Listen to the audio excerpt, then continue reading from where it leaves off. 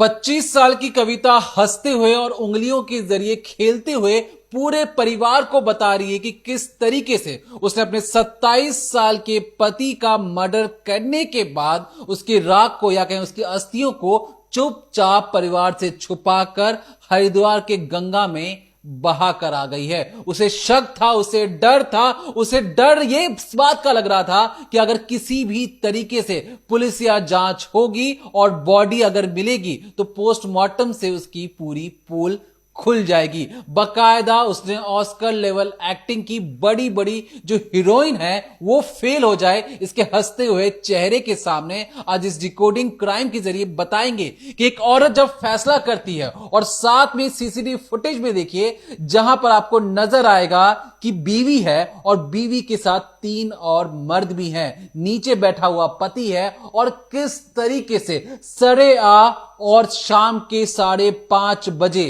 ये अपने पति को मौत के घाट उतारती है। दिखने में आपको लगेगा बिल्कुल आम सा सीसीटीवी फुटेज है, लेकिन इसके पर्दे की पीछे की रोंगटे खड़े करने वाली वो जो कहानी आज हम आपके लिए लेकर आए हैं उसे सुनना और समझना बेहद जरूरी है, क्योंकि इसकी इन्वेस्टिगेशन पुलिस या कहें खाकी वर्दी वालों ने नहीं की है, खुद परिवार के भाई और पिता ने की है। जब परिवार को लगा कि घर की बहू का चाल चलन ठीक नहीं है, खुद ही इन्वेस्टिगेशन करनी पड़ेगी, तो किस तरीके से एक परिवार अपने बेटे की मौत को इंसाफ दिलवाने के लिए राह भटकता है और खुद सबूत जुटाकर पुलिस के सामने पेश करता है। क्या क्या वो सबूत थे, क्या क्या वो गवाही थी जिसके बाद एक बहू को सलाखों के पीछे भेजा गया। बहू कहने को मजबूर हो गई कि मुझसे गलती हो गई है, अब मुझे ये लोग मार देंगे। क्या है पर्दे की पीछे की कहानी, जानेंगे इस डिकोडिंग क्राइम के जरिए। तो जयपुर की इस शर्मनाक बहू के चेहरे से नकाब उतारेंगे और आपको दिखाएंगे किस तरीके से इस बेशर्म महिला ने अपने पति का कत्ल किया। अपने बॉयफ्रेंड के साथ मिलकर हर एक चीज सीसीटीवी में रिकॉर्ड होती गई और उसके बाद बिस्तर पर बैठकर ढोंग कर रही है, पूरे ससुराल वालों को बेवकूफ बनाने की कोशिश कर रही है। और तो और ये जो कपटी हंसी है ये भी आप इसके चेहरे पर देख सकते हैं। ये जो आपको मैं तस्वीरें दिखा रही हूं जयपुर की तस्वीरें हैं 5 अगस्त। अगर आप समय पर ध्यान देंगे तो बज रहा है शाम के 5:30। इसमें आपको दिखेगा कि एक रोड जा रही है, साइड में एक दुकान बनी हुई है, वहां पर कुछ लोग खड़े हुए हैं और साथ ही साथ ट्रक भी इस रोड से गुजर रहे हैं कि तभी एक बाइक जो है वो आकर इस एरिया में रुकती है। उस बाइक पर कौन है? व्हाइट शर्ट में एक शख्स बैठा हुआ है और पीछे उसके एक महिला बैठी हुई है 25 साल की कविता, जिसने चेहरे पर सफेद रंग का जो दुपट्टा है उससे मुंह ढक रखा है, पीठ पे उसने एक बैग टांगा हुआ है और सूट सलवार में वो उस बाइक से उतरती है। इसी के कुछ सेकंड बाद, आप यूं समझिए 5-6 सेकंड बाद ही अचानक से एक और बाइक आती है। उस बाइक पर कौन कौन है? उस बाइक पर 3 मर्द बैठे हैं, एक आगे एक पीछे, और जो बीच में आदमी बैठा है वो कोई और नहीं बल्कि कविता का पति महेश मीणा है। और अगर इस फुटेज को आप गौर से देखेंगे तो इस तस्वीर में महेश मीणा ऐसा दिखाई दे रहा है कि शायद उसे कुछ लोग संभाल कर लेकर आए हैं, यानी कि वो चल फिर नहीं पा रहा। अब जो बाइक पर पीछे बैठा शख्स है वो उतरता है और महेश मीणा को उस बाइक से उतारने की कोशिश करता हुआ दिखाई दे रहा है, लेकिन तभी वो जैसे ही महेश मीणा को छोड़ता है, महेश जो है वो बाइक के सहारे नीचे बैठ जाते हैं, क्योंकि उनकी जो बॉडी, उन्हें ऐसा लग रहा है कि उनकी तबीयत खराब हो रही है, क्योंकि इस बीवी ने उन्हें पहले ही जहर पिला दिया है, पहले ही ऐसी चीजें कर दी है जिससे वो जानती कि धीरे धीरे धीरे करके जो उसका पति है वो मर जाए। अब यहाँ पर सीसीटीवी में जितनी भी चीजें दिख रही है यहाँ वो कर रही है बकायदा एक्टिंग।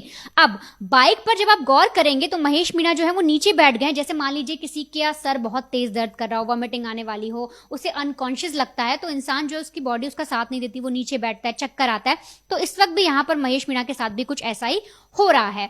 अब जब वो बाइक पर बैठते हैं तो उन्हें वो 2 लोग उठाते हैं जो बाइक पर उन्हें लेकर आए थे, और इसके बाद आप देखिए दुकान के पास, यानी सड़क के किनारे बाइक लगाई गई और थोड़ा आगे आकर जो दुकान के पास, जहां पर आपको एक रेड टी शर्ट में एक शख्स बैठा हुआ भी दिखाई दे रहा होगा, वहां पर लाकर उन्हें बिठाया जाता है। अब इस तस्वीर में आपको दिखेगा कि ये जो महेश मीणा है, दरअसल ये बार बार अपना सर इधर उधर घुमा रहे हैं, इनको बेचैनी सी हो रही है, घबराहट हो रही है, इनका जो जी है वो मचला रहा है, और ऐसे में वो बार बार इधर उधर देखते हैं, नीचे बैठे रहते हैं, मिट्टी में हाथ रखते हैं और कई बार ये कोशिश कर रहे हैं। तो ऐसे में जो बीवी कविता है वो भी पास आती है और अपने हस्बैंड की पीठ को सहलाने की कोशिश करती है। अब आप सोचिए, लड़की जो ये जो औरत है बाकायदा ढोंग कर रही है, बाकायदा ड्रामा कर रही है, क्योंकि ये जानती है किस तरह से इसे परिवार को बेवकूफ बनाना है। इसके बाद जो बाकी के लोग, यानी इसका जो बॉयफ्रेंड और उसके जो दो दोस्त भी साथ में आए थे, वो भी महेश को घेर लेते हैं। आसपास के लोग खड़े होकर देखते हैं कि आखिर अचानक हुआ क्या। सबको बताया जाता है कि बीमार हैं, इनको कुछ अचानक से इनकी तबीयत खराब हो गई है।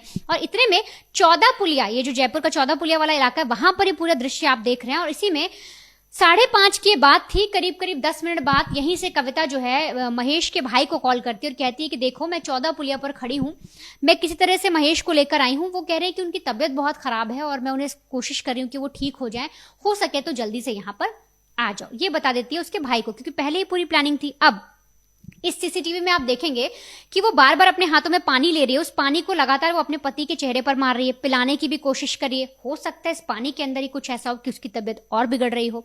अब बार बार पानी पिलाने के बाद, लगातार ये सारी चीजें करने के बाद, महेश को अगर आप नोटिस करेंगे तो उनकी सांसें चल रही हैं, वो जिंदा है, लेकिन उनका जो शरीर है वो उनका साथ दे नहीं रहा, वो ठीक से बैठ नहीं पा रहे, उनका बैलेंस नहीं बन रहा है। वो बार बार उनका मन कर रहा है कि वो लेट जाए और ऐसे में किसी का सहारा लेकर वो किसी तरह से खड़े हुए हैं। पत्नी उनके पास है और कभी थोड़ी देर के लिए पत्नी इधर जाती है तो 2 लोग भी उधर आते हैं, वो उन्हें सहलाने लगते हैं। पूरा का पूरा ढोंग, ये सारा चीज चलती है। और इसके बाद जो लड़के थे उन्हें वो यहाँ से भगाती है और तभी बाकी के लोग, यानी कि जो परिवार के लोग हैं, वो उसे बोलती कि मैंने अस्पताल लेकर जा रही हूँ, आप भी जल्दी पहुंचिए।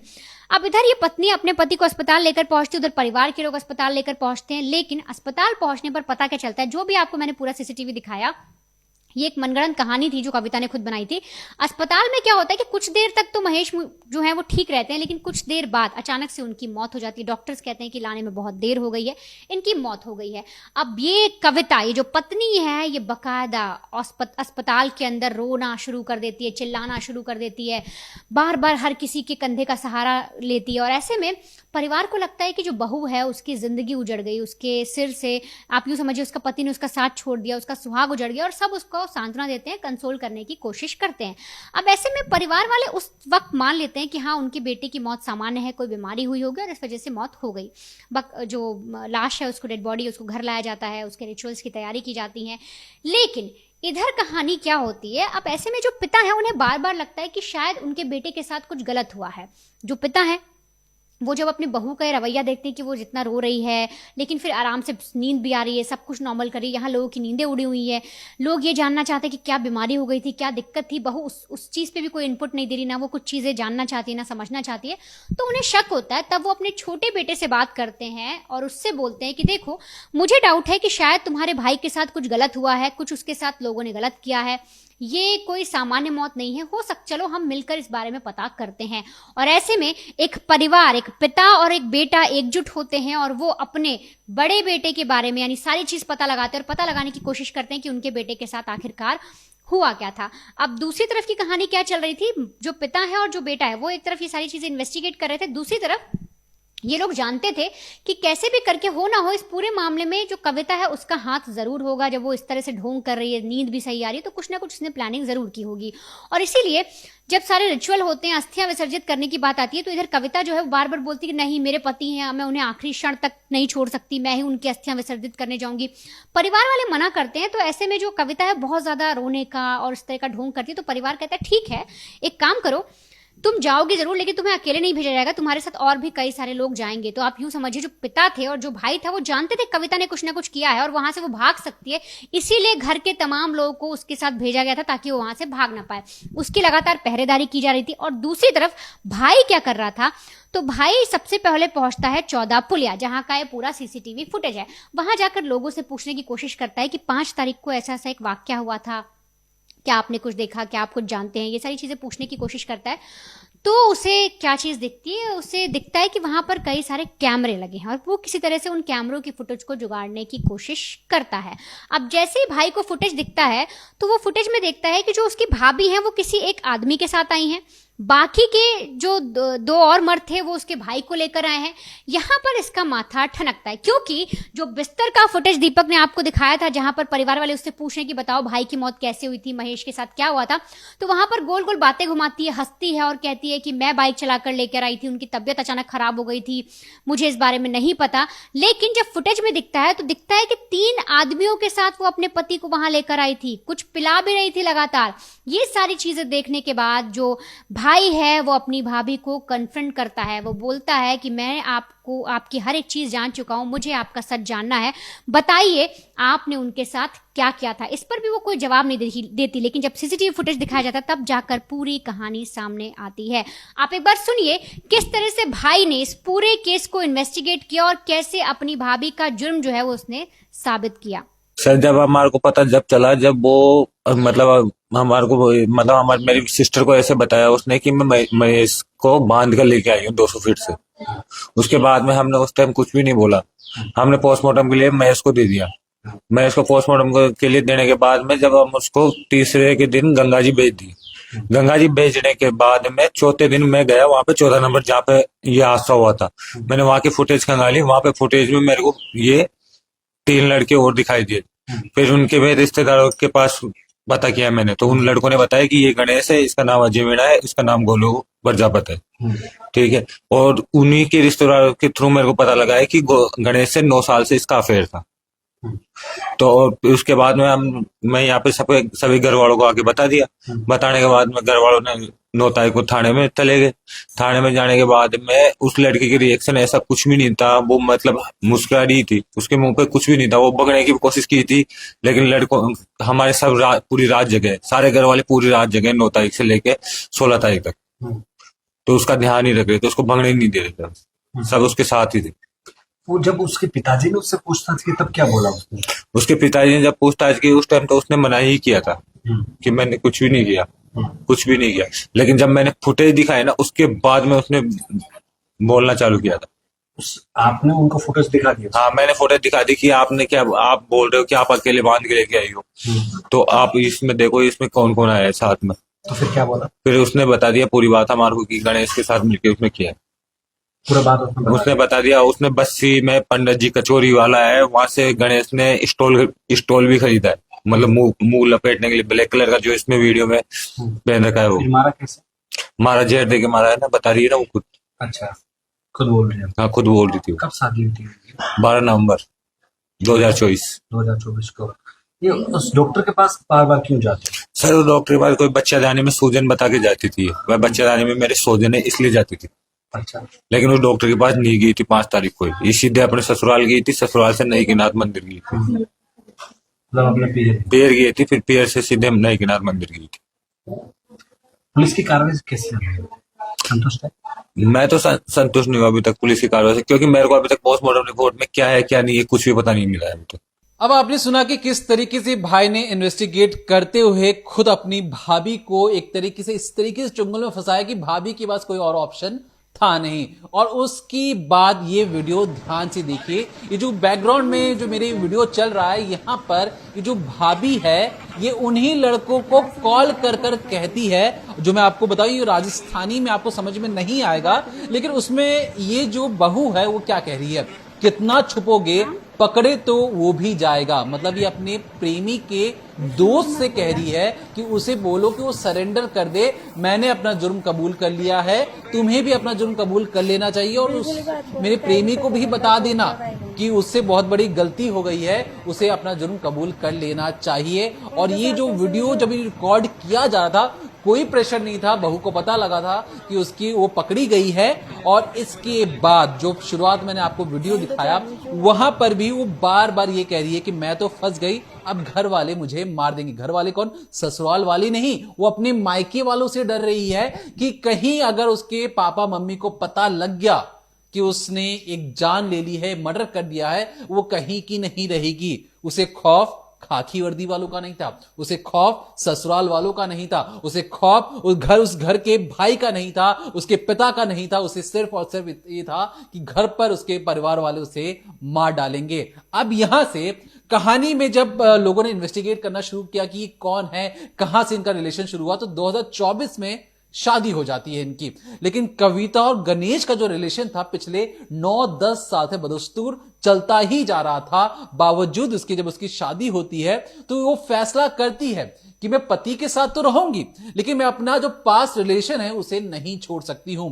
अब ये बार बार मशक्कत करती है कि किसी तरीके से झगड़ा होकर या तलाक होकर वो अलग हो जाए, लेकिन बात नहीं बन रही थी। और इसी वजह से जब घर पर कलेश होना शुरू हुआ तो उसने एक बहाना सोचा। बहाना क्या सोचा कि उसने बोला कि मेरे बच्चेदानी में सूजन आ चुका है, मुझे ऑपरेशन करवाने की जरूरत है, मुझे दवाई लेने की जरूरत है, मुझे डॉक्टर के पास जाने की जरूरत है। और इसी सिलसिले में वो कई बार अपने घर से बाहर निकलती, घूमने का घूमना हो जाता। सूजन जैसी कोई चीज थी नहीं, घूमने के बहाने वो अपने एक प्रेमी से मिल भी लेती।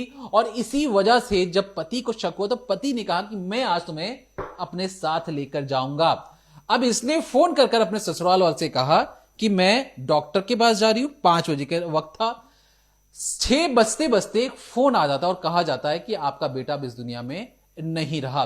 जब परिवार वाले छानबीन करते तो वो तो डॉक्टर के पास गई नहीं थी, वो अपने मायके चली जाती है। मायके में भी अपने घर पर नहीं जाती, वो चुपचाप अपने प्रेमी से मिलने चली जाती है। और इसी वजह से जब पति को सारी चीजें मिलती हैं कि उसे पता लगता है कि ये तो अपने बॉयफ्रेंड से मिलने जा रही है, तो बॉयफ्रेंड और उसके दो दोस्त थे साथ में आते हैं। चुपचाप ये इसे जहर पहले ही दे चुकी थी, जहर धीरे धीरे काम करना शुरू करता है। और उसके बाद कि अरे मेरा मन ठीक नहीं लग रहा, तो उसका एक तरीके से केयर करने का ये जो वीडियो आप जो देख रहे हैं अपनी स्क्रीन पर, ये जो वीडियो है, इस वीडियो को उठाकर जब बहू को दिखाया गया, पूछा गया कि क्या कर रही थी तुम यहां पर, क्या था ये सारी चीजें। तुमने कहा कि पति तुम्हारे साथ सिर्फ अकेला था, यहां पे 3 और मर्द दिखाई दे रहे हैं और उसमें से वो शख्स वो है जिसके बारे में पता लगा है कि तुम्हारा उसके साथ रिलेशन था, तुम उससे प्यार करती थी, तो वो वहां पर अचानक से कैसे पहुंच गया। अब बीवी ये प्रोफेशनल क्रिमिनल तो थी नहीं, उसने आनाकानी किया कि नहीं नहीं इस वीडियो में तो मैं हूं ही नहीं। जब परिवार वालों ने जोर देके कहा कि ये हमारा बेटा है और ये जो औरत है कोई और नहीं, मुंह पे दुपट्टा बांध लेने से तुम्हारा जो एक तरीके से चाल चलन है वो नहीं बदल जाएगा, वो हमें समझ में आ रहा तुम ही हो। पुलिस क्या डराती धमकाती, ससुराल वालों ने जब उसे कन्फ्रंट किया, बहू ने कबूल कर लिया कि मैंने ही मारा है, मैंने अपने प्रेमी के साथ मिलकर अपने पति को मौत के घाट उतारा। उसकी बॉडी ना मिले इसलिए हमने चुपचाप उसकी अस्थियां हरिद्वार जाकर बहा दी हैं ताकि कोई सबूत ही ना रहे। जब ये सारी चीजें होती हैं तो परिवार वालों का दिमाग ठनकता है कि अरे हम किस बहू को किस मुहूर्त में अपने घर पर लेके आए जिसने हमारे घर का ही चिराग बुझा दिया। और ये इसलिए खतरनाक हो जाता है कि जब जब ऐसी वारदातें होती हैं तो हर किसी को लगता है, हर क्रिमिनल को लगता है कि उसने एक परफेक्ट मर्डर क्राइम किया है जहां पे उसे कोई पकड़ नहीं सकता है। अब यहां पर भी सब कुछ था, सबको लगा कि नॉर्मल डेथ है, हार्ट अटैक आया होगा। पुलिस ने भी एक तरीके से जांच तब की जब परिवार वालों ने शक जताया, शक के बाद सबूत इकट्ठा कर सामने रख दिया कि माए बाप आप देखो, ये रहा सबूत, ये रहा वीडियो कैमरे पे उसका कबूलनामा, ये रहा सीसीटीवी फुटेज, जो काम आपको करना चाहिए था वो काम हमने कर दिखाया, अब इसे आप जेल के अंदर डालिए। तब जाकर पुलिस हरकत में आती है और ये सलाखों के पीछे पहुंचती है और पता लगता है कि बहू जो महज 25-26 साल की एक महिला है, उसका दिमाग किस कदर काम करता है कि वो मर्डर करने के लिए किस तौर पर प्लानिंग प्लॉटिंग कर पति को मारकर और अपने आप को साफ सुथरा दिखाने की एक नाकाम कोशिश करती है। तो हमें लगा कि इस डिकोडिंग क्राइम के जरिए इस खबर को आप तक पहुंचाना जरूरी है। तब तक देखते रहिए decoding crime, Monday to Friday शाम 7:30 बजे, ओनली ऑन क्राइम तक।